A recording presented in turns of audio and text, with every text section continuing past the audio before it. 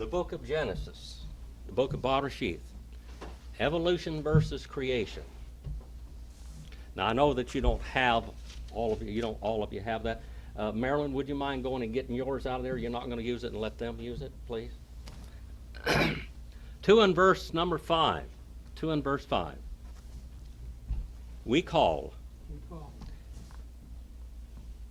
Siach, Hasadeh, Tarim, Yeyah, Va'aretz, or Va'aretz, that is.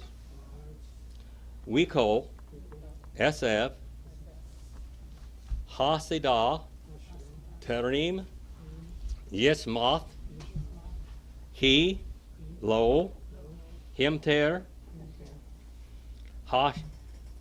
Hadabar, Elohim. All Haaretz, we Adam, Ayin, La'avod, Et, Ha'adamah. I've written mine up so bad I can hardly read it.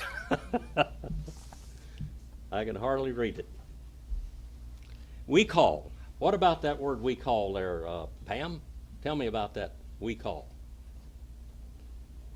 We call. What about that one? What's it start out with? A conjunction, all right. That's with, or wa, a conjunction, okay. And then siach, that, and every, that call there is describing every shrub, plant, or bush. Every shrub, plant, or bush. And then we have here the word sadah. Sadah. You remember what that one means, Sharon? Sadah? That was the moist ground? The moist plain. That is a meadow. The shrub in the meadow, in the pasture, in the field. And then the word tarim is not yet. He had kept on becoming. Va'aretz, that's in. See that baith on the front of that? That's what? Preposition, page 88. If you haven't got it written, well, you don't have it yet, but you will have. In earth and all vegetation. All right, this word esev there, this is juicy vegetables, human food, juicy vegetables. This is stuff that you eat that has lots of vitamins in it and everything. And I guarantee you this stuff back that was in the garden right there that God was creating, there was no lack of vitamins in it. There was no lack of crop rotation or anything else. All the ground was pristine and beautiful and just been restored. And the pasture, the meadow, not yet. This, by the way, this little not yet is an adverb of time. Not yet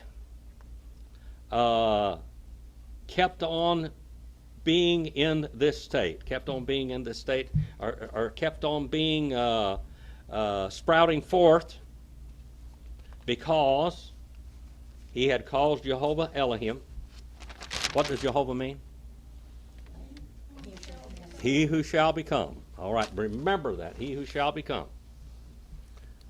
All is upon. Okay, now all there, that's ayin and lameth. What is the Greek equivalent of that, Brother Roger? All.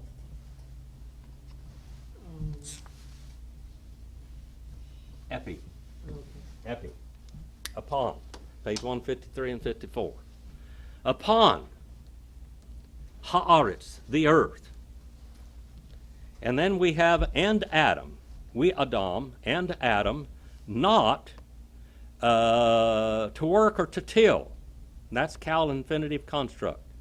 To work or to till the earth, the ground. Now we have here, now according to the world, did this happen? According to the evolutionary world, did this happen? What happened in the evolutionary world? Remember we watched our little deal where we had our Jewish evolutionist that talked to us, and he said God created, he got everything going, and the first things that were created were microorganisms, etc., and they began, and then the microorganisms kind of changed a little bit, and we had he was going to tell you that we have multi-cell and multi-structure animals, all this multi-structures. More advanced animals started showing up. And he'll show you how all of this happened in evolution. He'll show you how things evolved. And that actually these days that we have here, these yomes, were not really 24-hour days, but maybe millions of years during this period of the day. And then the life forms and the grasses and the trees and the shrubs began to grow. Okay? Now, that's not what I said here in this book, is it? It didn't say that here in the book, did it? 2 in verse number 6. We'ed, Ya'aleh, Men, Haaretz, We Hishka, Et, Kal Paneh, Ha'adamah. And a mist, look at that word mist. That's on page 15. Where is my book? What is a mist? This is how God watered the earth at this time. The word mist. Let's look at that.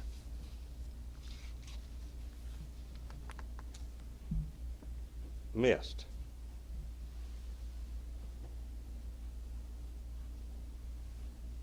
Right at the bottom of that, it says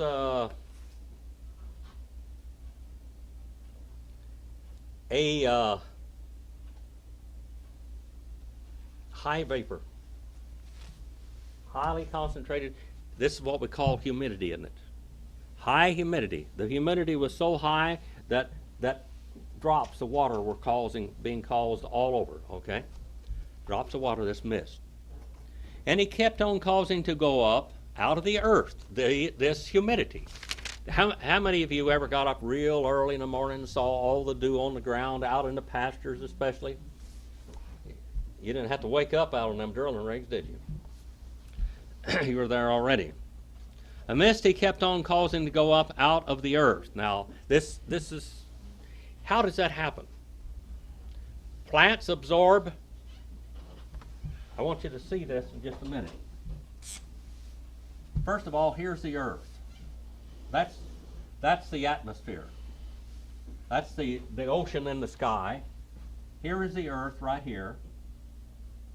And one part of the earth was Eretz, and one part of the earth was Maim, waters. Eretz and Maim. Here we have dry ground and we have waters over here. Now on the area over here, we have plants coming up out of the ground. And we have plants, and usually when you have a plant coming up out of the ground, what do you have under the ground? A root structure. And this root structure, what is it doing? It's absorbing nutrients and water, and what does it do with it? That's what you call transpiration. It puts that back into the air, and when you have enough local water in an area, which Bakersfield used to have. Did you know that? We used to have water here before they took the water and shipped it out. When Colonel Baker came to the San Joaquin Valley, he said, water, water, water, water everywhere, and not a drink of water to drink, because the water was all stagnant. And right where we are today, right on down that way, there was what they called the Montgomery Act. He helped push through. He was born in Ohio, went to Iowa, and then came to California, went to San Francisco and Sacramento and that area, and he became a politician out here, and he was a lawyer and all this stuff. Pretty much a self-educated man. But he knew very important people. And he knew two brothers by the name of Montgomery, and they wanted to get a contract with the state of California to drain, that's what they call the Swamp Reclamation Act. So he came into this area, and this was all swampland. And the Kern River would flow from the Sierras. That's when they had enough water in the Owens Valley. The Owens Valley hadn't been robbed by LA Water and Power like we have now. when they took, well, Owens Lake, Mono Lake, all of that. Owens Lake was a big disaster. Owens Lake had river boats going across it, back and forth. By travel, you go over there, it's dry with alkali dust 50 feet deep in the ground and dust flying. 2% of the dust pollution in the world comes from that area, and now they're trying to sue LA Water and Power to get a little bit of money to help protect it because they caused it. Well, anyway, Colonel Baker, he comes into this area, and he buys out the Montgomery brothers. And he's going to come. Now, he lives up in Visalia, by the way. He lived up in Visalia. And Visalia, that's quite a name at Visalia. What does Visalia mean? How did Visalia get its name? There was a bear hunter by the name of Vice, V-I-C-S-E. His name was Vice. And they called it Visalia. In other words, the town where Vice lives. Visalia. Okay? Kind of like Bakersfield. Well, he came in here and he started digging canals and deepening all these canals where it would go into Buena Vista Lake, which came right out by our house. And Kern Lake and Buena Vista Lake. And then the other big lake was Tulare Lake, which was real big. He cleaned out all of these natural canals and dug deeper and everything else, and he used a lot of Indian labor to do this. And finally, they said that they were going to give him 200,000 acres if he'd do this. Finally, they gave him like 78,180 acres. Pretty much he gave all of it away to find people that would come in here and settle and would be good citizens. He gave it to them for $1 an acre back then, or free. Sometimes they didn't charge them anything. But there where we have it now like this. We had a tremendous amount of storms back then. There was a lot of water when the Owens Valley still had the water, and all of the farms and everything up and down Owens Valley, every night there were great thunderstorms in the mountains, and water would flow, and Cottonwood Creek would grow, Ptolemy Creek, and all these creeks would flow because there's local water because of transpiration. When they took the Kern River out of here and sent it to LA and drilled all those wells out here by Buena Vista and started shipping all our water out of here, we had a drought that was unbelievable, didn't we? Yep. We had no Thule fog, did we? Nope. Because of this. You changed the environment.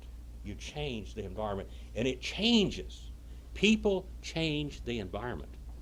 Now, God had set this environment like this. This is the way it was. They had oceans in the sky. There were springs in there. And then we have transpiration. Transpiration is what was making it a greenhouse effect. And the oceans in the sky were stopping the earth from these ultraviolet lights. And that's why people lived how long? Almost a millennium. Almost 1,000 years. Okay? So this is part of the structure. Now, it did not evolve. We can see in our lifetimes, when I moved to Fish Lake Valley in the 1950s, they were still fighting the LA Water and Power War. They had just one aqueduct going down. They built 2 aqueducts. And it was getting drier and drier and drier, and those glaciers in the Sierras were getting smaller and smaller and smaller. When you do this, you change things. When God divided the earth, there was great change, wasn't there?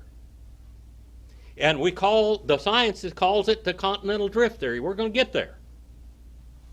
The Bible doesn't call it the continental drift theory. It says God divided the earth in the days of Peleg. Now, right here we have this transpiration with all these plants. That's watering everything else. And we have mist. A mist, a fog going all over. And fog does water things, doesn't it? Yeah. Fog waters things, okay? All right. And a mist he kept on causing out of the earth, and to cause to have been irrigated and watered. We hishka in verse number 6. Et, call, sign of direct object is et, isn't it? And then all the faces of the earth. All the faces of the earth. Now also, do plants absorb water? Yes. From the air? So some plants are putting water out, transpirating water, and some plants are taking it in. What about the rainforests of South America, Central and South America? It absorbs in. Yeah, they absorb and they send things out. They absorb and they send things out. We get a lot of our weather from them. The weather we got to break this drought just a little bit, it didn't come from here. Didn't come from here, did it? Because there is no local weather here. We have changed the environment. There is no local weather. We used to have local weather. There is no local weather in the Owens Valley. There's no local weather. We have no local weather here. It has to come from far away storms to bring it in. And God transfers water, doesn't he? Now, is it anything unusual to you that God can transport a storm and put 20 inches of water on a piece of ground in some places, 12 inches of water? And that's not unusual, is it? So why would it be so unusual to have that tremendous deluge in Noah's day, if he could do that today still in some places? All right, let's go on 2 and verse 7 now. Why Yitzhar, Hadavar, Elohim, Et Ha'adam, Athar, Apar actually, Men Ha'adamah, Wayipach. All right. Be-a-pa, Nishmath, Chaim, Poahi, Ha'adam, Linefesh.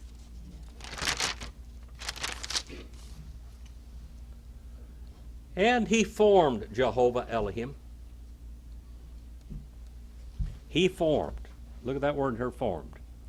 He formed, third person masculine, singular, cal, vowel, consecutive, and perfect. Tell me about that grammatical thing there.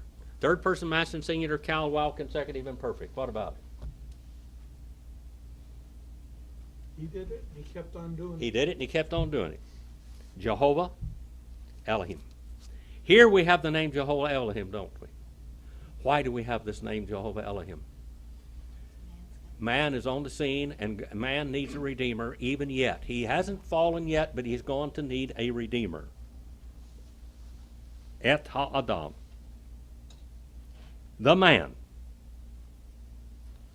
As dry earth,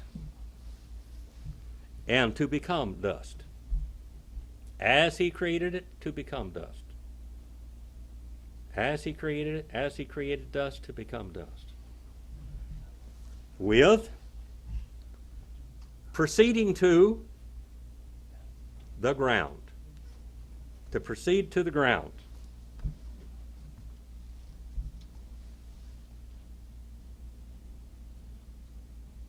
And he blew.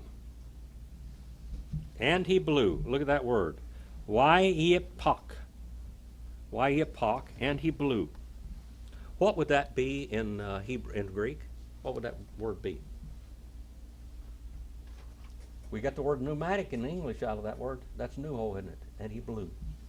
And he blew. To blow. Breath. Be-apah. In nostrils. Nishmath, breathings, all right. In nostrils, breathings. In his nostrils, breathings. To make alive. Lives. Hayim. That im on the end of that means what, brother? Brother Roger? Him is something that makes it plural. Plural. Lives. Now he breathed into Adam lives. And he breathed into Adam souls also. Let's look at this. He breathed in his nostrils breathings of lives, and he became the man, the Adam, the mankind, for an individual of life, living. For an individual of life, living. What would be the equivalent of ha-adam in Greek? Anthropos. That's where we get our word anthropology, okay? 2 and verse 8 now. 2 and 8. Wayitah. Hadavar. Elohim. Look how much we're seeing this Hadavar now. Look at how much we're seeing the name Jehovah. Every sentence almost is Jehovah. because he's dealing with mankind, his prized possession, by the way. Elohim, gone. Be-Eden, Mikidam, Why-Ya-Sem. Why-Ya-Sem. Look at that. Why-Ya-Sem. Sham, Et, Ha-Adam, Asher, Yatzar. And he planted, look at that word, third person, masculine, singular, cal, while consecutive, and perfect. Tell me about that. He planted. Third person, masculine, singular, Sharon? He did it. He is masculine, isn't it? Okay. Cal stem, that's the active voice. While consecutive and perfect. He planted and he kept on planting. Jehovah Elohim. Look at that. Here we have our caretaker, our covenant God. And then we have the word gone. Gone. Let's look at the word gone for a while. It's on page 171 in Brown Driver Brick. Page 171. 171. Garden. Enclosure. Garden. Birds are put in a protective cage. Okay? Animals in a protective environment. Plants in a protective environment. Fruits in a protective environment. Do you ever put a fence around trees? Sometimes some trees these days you have to put netting over it to keep the birds from tearing all the fruit off of it. Talks about a king's house. A king's house. A palace. An orchard. A paradise. Okay? So now we have and he planted Jehovah Elohim a paradise. A paradise. A paradise, a guarded enclosure. And he planted Jehovah Elohim a guarded enclosure. A delicate guarded enclosure. A pleasure park. The other word for this is paradiso. Be-Eden. Be-Eden. Now Eden, what does Eden mean? You know what Eden means? Brother Roger, you remember what Eden means? Huh? Any of it? Okay. No, well, that's a garden. That's gone. Eden. Remember what Eden means? No. No, that's what garden means. All right. That word comes from the word in 727. 727. 727. Let's look at that. This is a very beautiful word. 727. 727. It means delicious. It means dainty, special food. It means dainties. Dainties. You know what a dainty is? What's a dainty? Have any idea what a dainty is? A dainty? Uh-huh. My wife's a baseball bat. Dainties. What's a dainty, young lady? Hors d'oeuvre or That's a special, delicate food. Like we call finger foods, like caviar. Okay, well, if you like caviar. Okay. Like what else?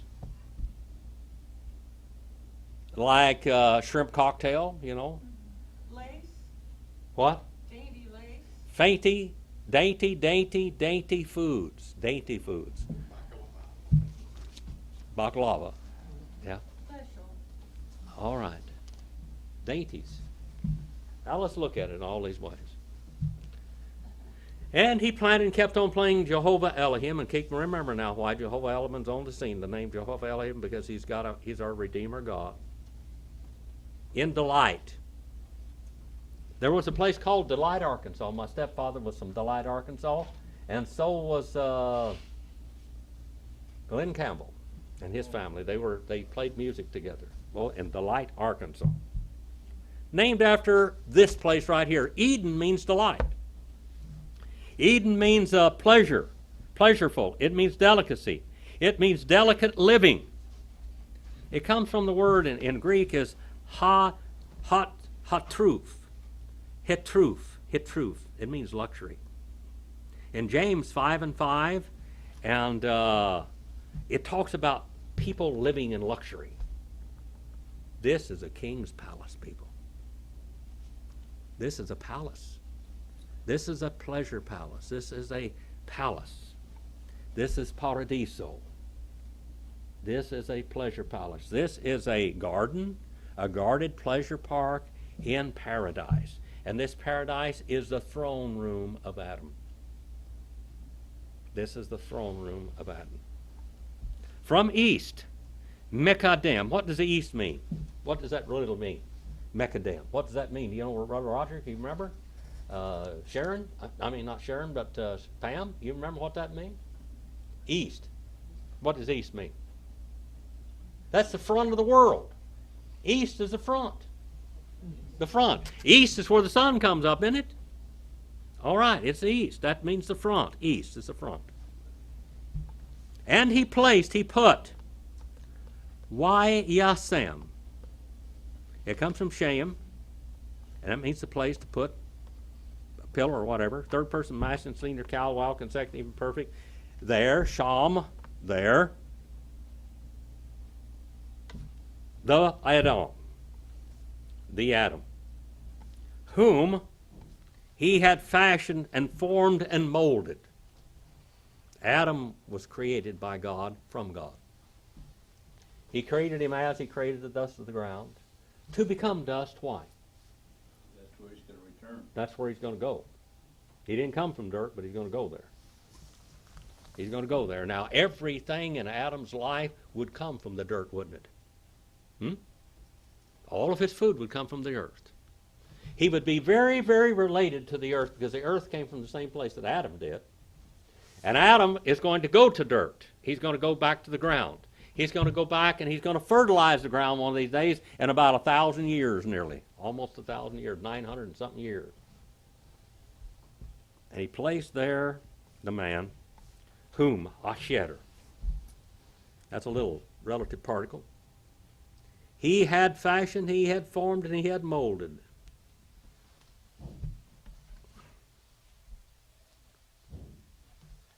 Eden. That's a beautiful word, Eden. It means to break into small pieces. That's what it means. Delicate living. Back in the Oriental days, in the Oriental palaces, they would have servants and slaves that would go and they would pick grapes. And they'd take those grapes and they'd peel them. They'd peel them and they'd take the seeds out of them and they'd place them in front or in the mouth of the emperor. That's what this term comes from. All right? Put the seeds in the mouth? Huh? No. They would take the seeds out and peel them, and then they would put them on a platter or else place them in the mouths of the potentates. Eden.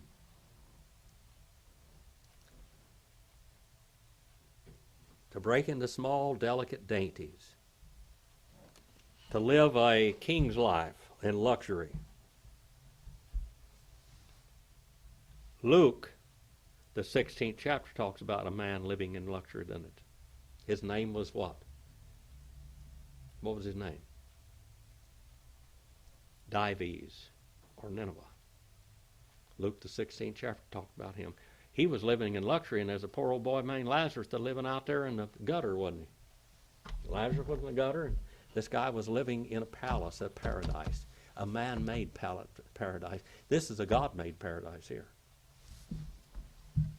Hey, trife, to break into small pieces. Live luxury. Luke 7:25, 2 Peter 2:13, James 5:5 cross references to that New Testament equivalent to this word Eden. Okay? Let's go look at some of that just a little bit.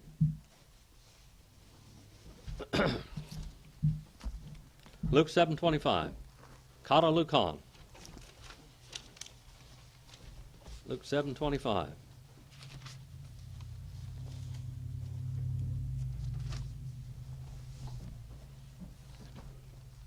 It's talking about John the Baptist here, you know. A king, what kind of clothing does a king have? Silk and cotton. Silk and cotton. Almost nothing softer than silk and cotton, is it? He said, what did you go out to see? A man clothed in soft raiment, soft clothing. Behold, they which are gorgeously apparelled. That's the term. And live what? Like they're in Eden. That's the word. Live like they're in Eden. Live in delicate living in king's courts. That's what it was talking about right here. This is the term. In James 5:5, James 5:5. I know I got it in here someplace.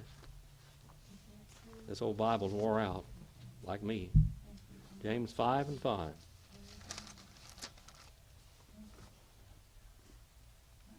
Ye have lived in pleasure on earth, and been wanton, and ye have nourished your hearts in a day of slaughter. This is, let's go back up to about verse number 1. Come now, ye rich men. So it's talking about how Adam was rich. He lived in a palace built by God, with every delicacy that he might have. Do you know that the grapes didn't have seeds in them? Did you know that the thorn bushes didn't have thorns on them? There wasn't any. There wasn't any goat heads. There wasn't any, the roses didn't have the thorns to pick you, to hurt you or anything. There were no noxious plants. Are you sure? Yes. Okay. Mhm. What about sandburrs? Nothing like that. There weren't any. We're going to find them a little bit later on. This is pre-curse. This is before the curse now. Ye rich men, weep and howl for your miseries that shall come upon you. Your riches are corrupted. Look at that. Your riches are corrupted. Your garments are moth-eaten. Your gold and silver is cankered. And the rust of them shall witness against you, and shall eat your flesh as it were fire. And ye have heaped up treasures together in the last days. And by the way, Eden was a treasure house. What would Adam want in Eden? What would he want? What would he lack? Anything. No. God provided it all. Common sense. What? Common sense? Horse sense? That's phrein in Greek, by the way. Phrein is horse sense. Behold the hire of the laborers who have reaped down your fields, which is of you kept back by fraud. Cries to them which reaped are entered into the ears of the Lord of what? Jehovah Sabaoth. Here we have James quoting Greek. Not Greek, but Hebrew. Jehovah Sabaoth. Jehovah Sabaoth was his brother. Wasn't he? Huh? This is the brother of our Lord right here writing this. Ye have lived in Eden. You have lived in a pleasure house on earth, and been wanton, and ye have nourished your hearts with delicacies, as in the day of slaughter. Let's go on a little bit further. Let's go to 2 Peter now. Just a little bit further. 2 Peter.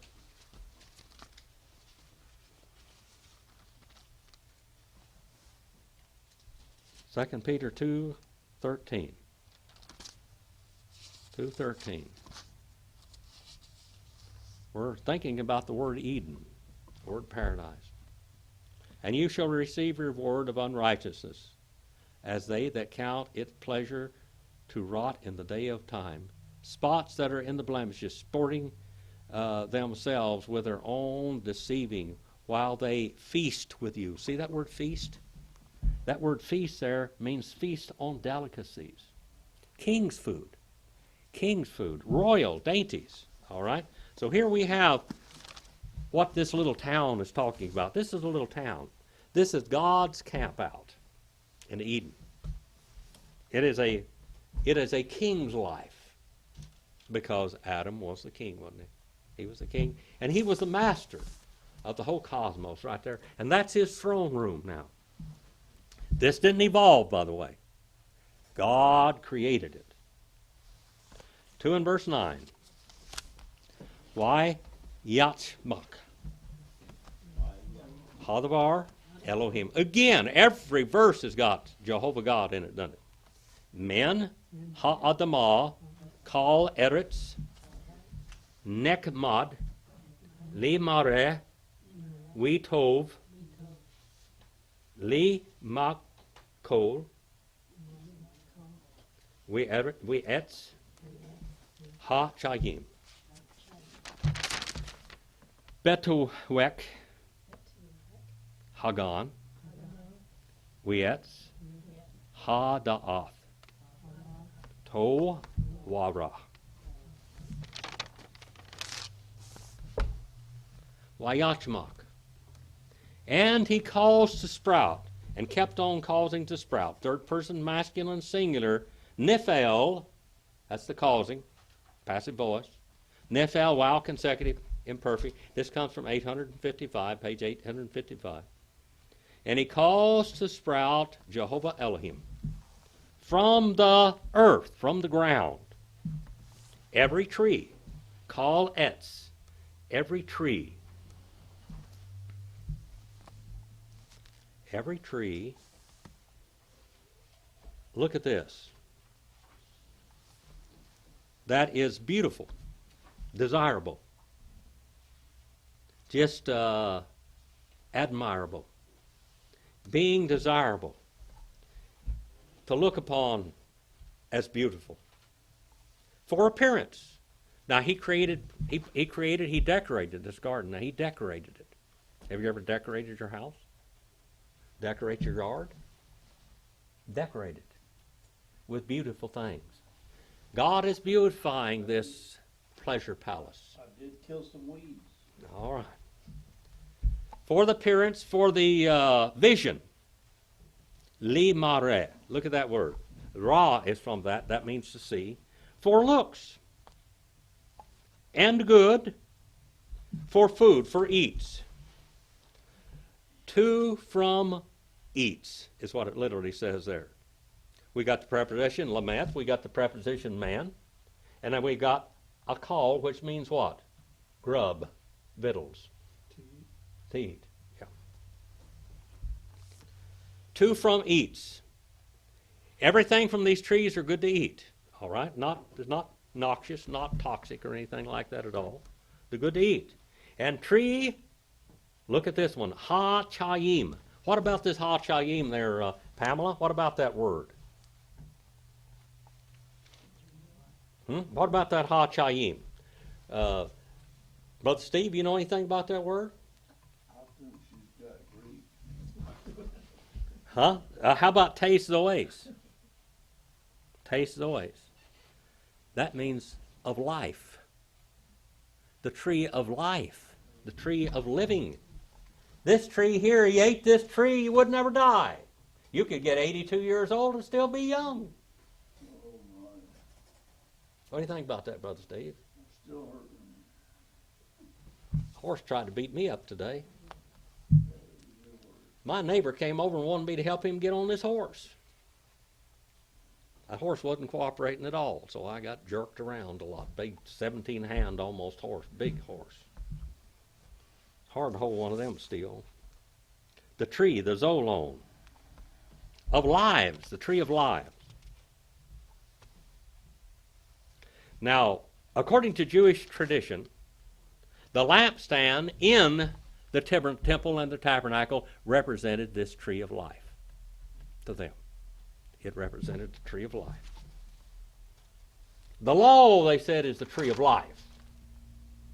The law is the tree of life. It's going a little bit further.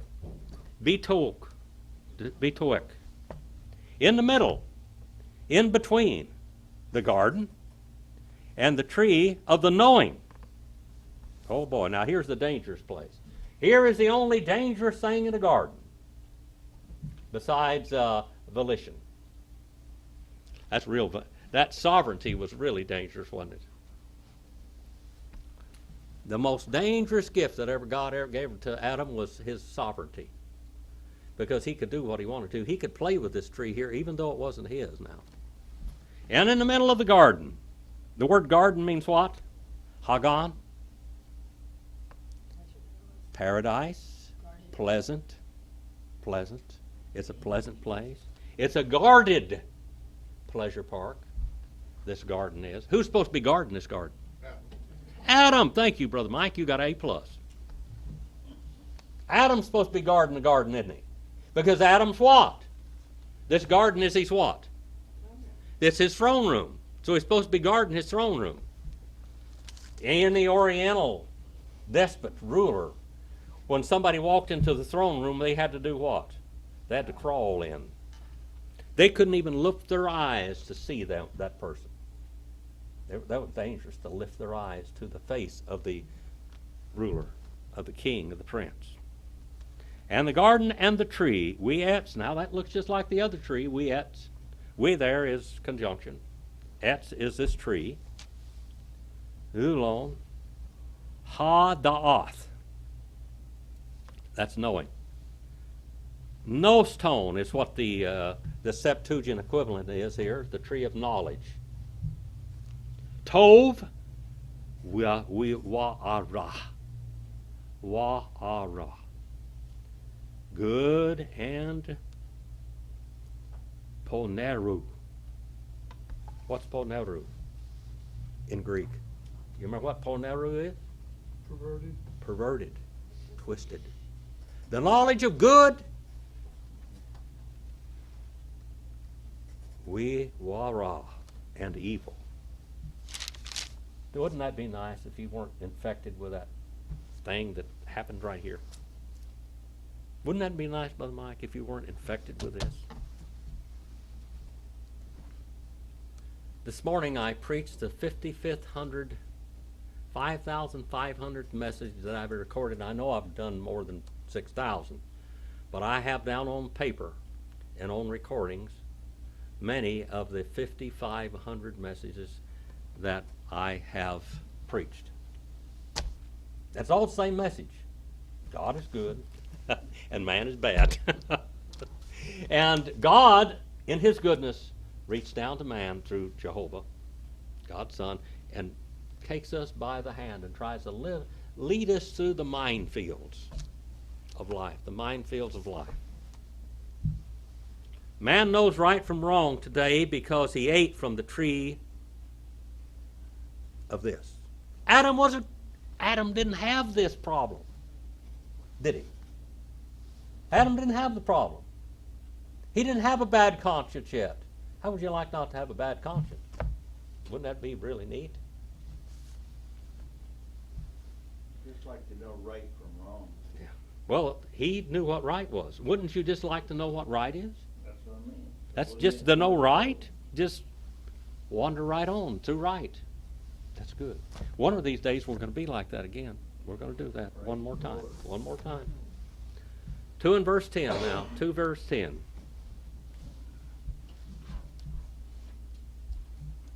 Look, see how much time I had. We nahar. Yahtzee. Miadan. Li hashkoth. Et Hagan. Yumisham. Yipareda. Yipareda. It's got a ha on the end of it. Wahaya. Li Arba'a. Rashim. That's that. And river outgoing. And river outgoing from delight. See that? That delight is what? That's Eden. That's the pleasure palace. That is the throne room. This is the hay trophy, the place of dainties, the paradise, the luxury room. food that's cut up in small, delicious pieces.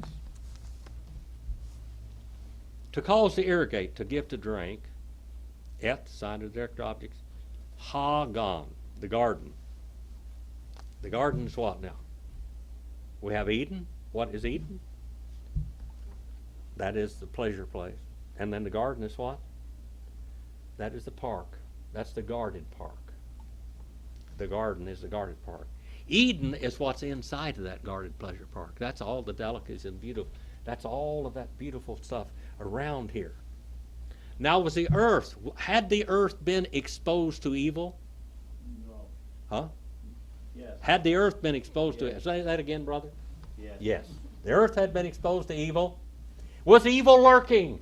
Yes. Did man need to guard from evil? Yes. Yes. Did he need to teach his wife to run to him when evil approached? That's right. Had he done it? Nope. Nope. So he was begun to break down the rules. The rules had begun to break down when all that happened. Now the guarded pleasure park, the garden. And from there, he kept on being divided. And he had become, or he shall have become, 4 heads. This is what? This is this river. All right, this river. This is Wihar. Nahar. This river. This river has 4 heads. What does that mean? It splits in 4 directions. Okay? Now, I forgot to bring my biblical archaeology book tonight, and I need that before I go too much further because I got to read to you out of it about this. Okay? Now, some of these rivers are named, aren't they? We don't know who the others are. We just know some of them are named. Okay? Shem, Ha-Ikad, Pishon, Hu, Ha-Sol, Ha-So-Vev, Et, Kol, Eretz, Ha-Cha-Yilah, Asher, Sham, Ha-Zahav. The name of the first Pishon. Pishon means flowing. It's a flowing river, isn't it? The name of the first river is Ploshing. And then this river, this is a masculine name, Pishon, which means flowing. The surrounding, the land. Now this river surrounded the land. If I'd had money and good sense, here about 2 years ago, there was a palace in Fish Lake Valley for sale. The bad guy that came up there built his 10-bedroom palace up on a hill, made an artificial hill out, had a full basement underneath it. And almost surrounding the whole of that property was what we call the Patterson Creek. Ran down through there, right around through that, for about $200,000. Well, that'd been a good deal, wouldn't it? Solar heating, all kinds of stuff in it. All the modern amenities, even plug-in vacuum cleaners in the wall, all of that, he had all this stuff. He dumped the Cord Palace and just made a bunkhouse out of it. The palace, the Cord Mansion. The Cord Mansion. The Cord Mansion. And then he built this mansion up on the hill place down there, right by this river. This creek, this Patterson Creek that came by there. That reminds me of this here, see? And it even had one flowing on the other side, a tributary out of it. He could cut it where it would go completely around his place. Creek in every place, a little river and little fish in that creek and all that. Willows all around it, red willows. And the name of the first Pishon, surrounding all the land. The landing of Ha-Cha-Yilah, Ha-Cha-Leva. Ha-Cha-Leva. That means what? Havilah. Do we have a place named Havilah around here? That used to be the county seat, didn't it? Havilah was the county seat up there by Lake Isabella, just over the hill. That was Havilah. That was the county seat. Havilah means a gold. Golden circle is what it means, golden circle. Like Galilee, golden circle. The golden circle. Maybe that river that ran around there just had gold nuggets glittering in all of it, all around this area. Where there, the gold. Lots of gold. A lot of gold in the throne room, isn't there? Yep. Yeah. The Temple of Solomon, they said, was chinked with gold. The whole inside of the Temple of Solomon, the walls were what? Gold, covered with gold. And the lights, they had 10 lampstands in there, by the way. There was one in the tabernacle, but there were 10 in this one. And the lights gathered all of that beautiful glow from those lampstands.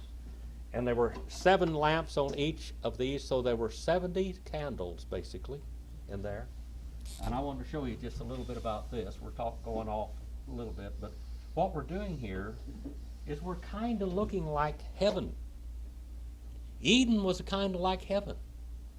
The throne room was just like a picture view of heaven. Now, that's supposed to be up there a little bit further. It's supposed to be square right there. This is a little bit bigger. If you look over here to the tabernacle, see up there to the tabernacle? There's a big room and a little room. And in the big room is the candlestick. And there is a table of showbread, and there's an altar incense, okay? That's in that room. And way back here, this is the Holy of Holies, and there's only one thing in there, and that's what? The Ark of the Covenant. Now, Eden, the Garden in Eden, was like the holy place. Look at that. The holy place. Now this temple had windows in it. The tabernacle didn't have windows in it. Now the windows usually in a building, back in those days, the real thick walls, and here's the walls like that, and they would gather light like this and shine it into the building. And they would have little mirrors and stuff on here that would shine the light in there. But this room was built totally different. This was the inside here, and the light was gathered from the inside and shined to the outside. When the tabernacle was there was no light shining out. Why was no light shining out of the tabernacle? Heavy drapes. Huh? It was heavy drape material. Heavy drapes. But why? The tabernacle is a type of the church in the world today. The real New Testament church, do you think the world sees the glory in them? No. That tabernacle is a type of the church and a type of Christ in the church age. The world looks upon Jesus as drab and plain. He was no great potentate at that time, no great conqueror, was he? That wasn't any. What did he do? He conquered men's hearts. That's all. He does that. He still does it today. Now, the temple is a type of New Jerusalem. It's a type of New Jerusalem in the millennial reign. And from heaven, what shines and what illuminates the earth in the millennial reign? New Jerusalem that shines. That shining city that's paved with what? What's the blacktop? Gold. That does what? Reflects light. Now, the temple, all this light from the 10 candles, from the 10 candlesticks, shined out. And Jerusalem was on a hill. See, that's Jerusalem over here. There's on a hill. Everybody coming into Jerusalem, you can go all the way down from Jericho and you come all the way up and up and up and up to Jerusalem. You know what? They said that they could see that temple, the lights in that temple shining out for miles and miles like searchlights. That's what it's going to be like in the heavens, isn't it? Isn't that what New Jerusalem's going to be like? The New Jerusalem is going to shine down upon the earth, okay?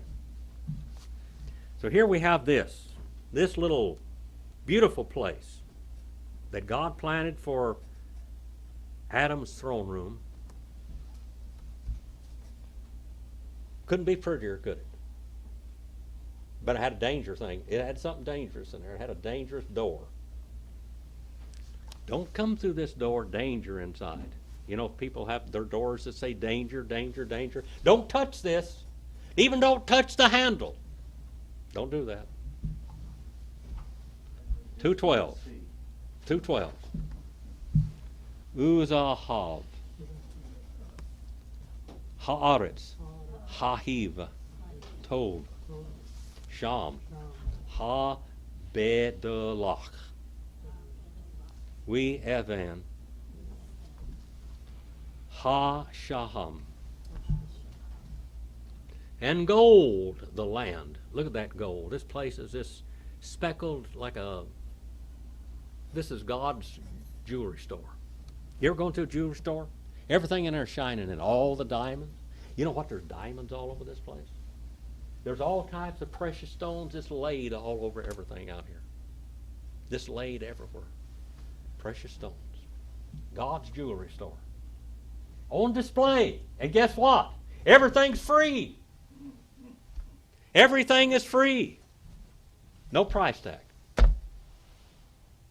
What is the price tag? What's the only price tag? Obey. Obey. How long did it remain like that? How long, Sharon? Brother Mike, you know how long it remained like that? Till they were asked to leave. Yeah. Pam, how long? Stephen, how many years? How many years, Roger? We don't know. We don't know.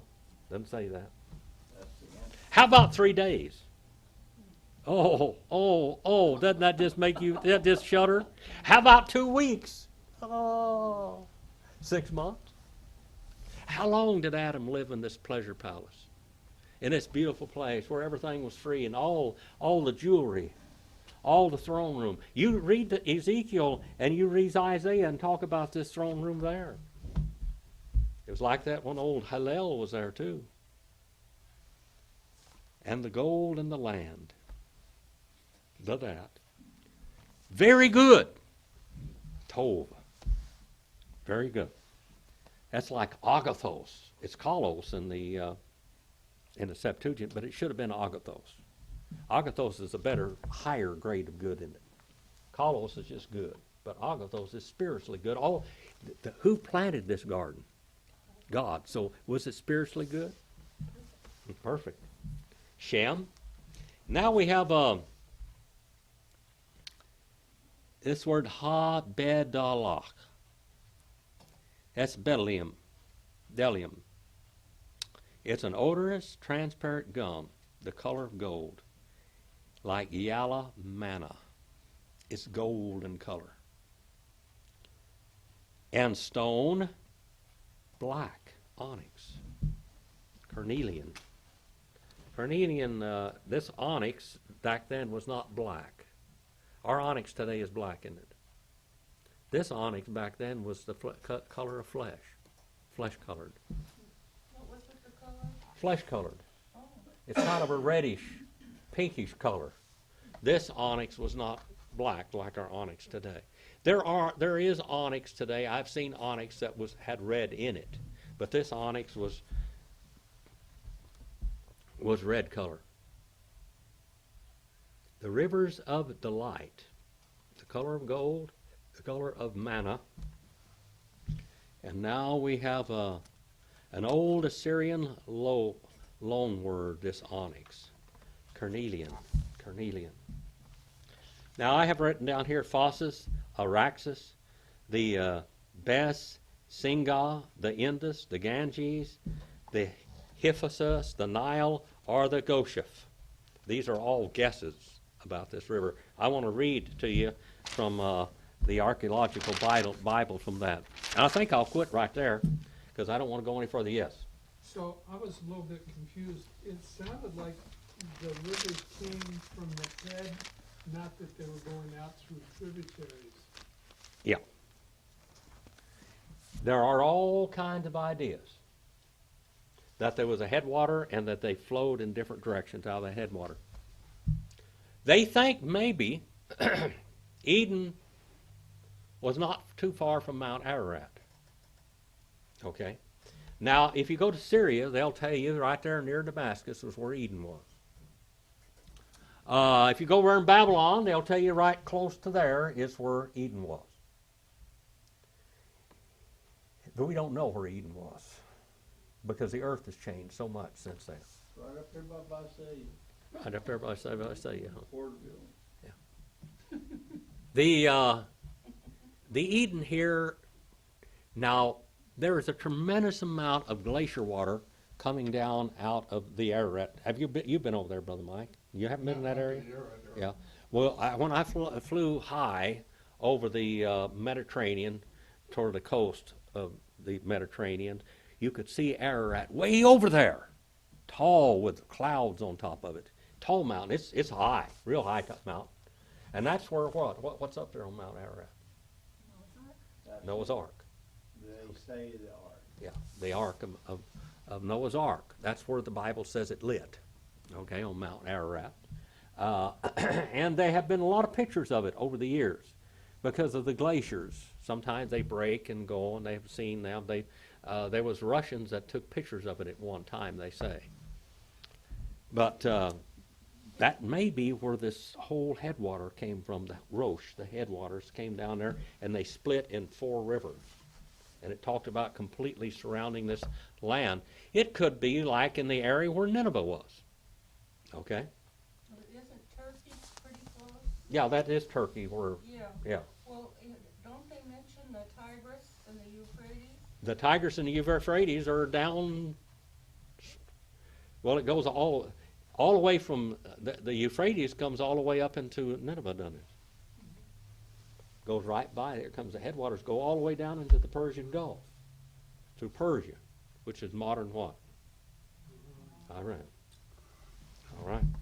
Anyway, there is where this is over there someplace, and I'm going to read to you a little bit about that next week. Do you have any more questions, Mike? Do you have any questions? You know all about this stuff, don't you? Well, there was a third alternative. Yeah. But, All right, brother. Nope. I'll wait till you get off the recorder. I got 2 questions. 2 questions. Why don't you want to ask them now? All right. When did God give Adam a case of stupidity? He didn't give him any stupidity. He gave him high intelligence. Somewhere But he gave him volition. He gave him some Volition. stupidity along the way. Volition. somewhere. That word, how did God make Adam? How did he do it? 3 stages. What did he do? The first thing was what? He created Adam in his what? Shadow casting likeness, which is his spiritual likeness. And then he created in his blood flowing likeness.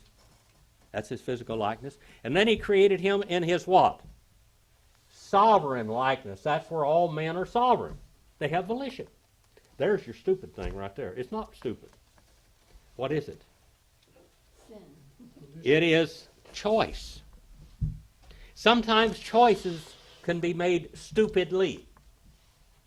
All right? Real stupid choices. All right? And that's what he did. That's what it was. The other question. Are you a fan of, what's his name, the guy, the private baker? I don't know what you're talking about. You know, well, he calls himself a colonel. I don't- Baker. Are you fond of this guy? Oh, you mean about the guy that founded Bakersfield? Well, I read the history of him. are you fond of him? Well, I don't know whether you'd say fond or not. He had some good and bad principles. Just wondering, Like because everybody. My family speaks differently of him. Oh, okay. My grandma especially. Okay. Speaks differently. Well, he died in 1871. Yeah, know. long My time family ago. came His here. wife didn't die. His last wife didn't die until 1924. She lived until Well, I have a 1924. question. Yes, Who planted the tree of knowledge? God did. That's what I thought you. Well, who- So who- he who- did that- He had that tree there, so they, That was like a door to a room. Don't go here. yes. That's right. If he didn't have the tree there, would they have volition? Would they have sovereignty over their will if he did not put that there? Really? So, That was a test, wasn't it? you understand that Bakersfield's surrounded by mountains, right? Yeah. You cannot get in this valley without going over mountains, Yes. correct? Mhm. Okay. Yeah. And we're at sea level, right? Real close to it. Okay. Hmm. And most of the valley has a lot of fossils and shark teeth Yes. underneath them. Hmm. Up in the mountains, anyway. So then you'll kind of understand when I said that Visalia and Porterville was the Garden of Eden. Visalia and Porterville. Yeah, we kind of broke off and God cursed this. The rest of it? All right. Anyway, Shark's Tooth Mountain, I've been there. That's where you got the valley fever too, don't you? Lots of it. That's where it comes from that bacteria way, way down. All right. Well, let's have a prayer. Let's go out and do something eternal. Brother Mike, you want to just sit right there and lead us in prayer? Father, we're so thankful that you took the time to have your thoughts, your words written down and inspired the people that wrote them. Father, we thank you for this teacher that you've provided us so that through his words, as you speak through him, that we can learn to understand you more and change our own lives to what you actually made us for. Thank you for this place that we come to meet. Thank you for our thoughts that you influence with the Holy Spirit. In Jesus' name we pray. Amen. Amen.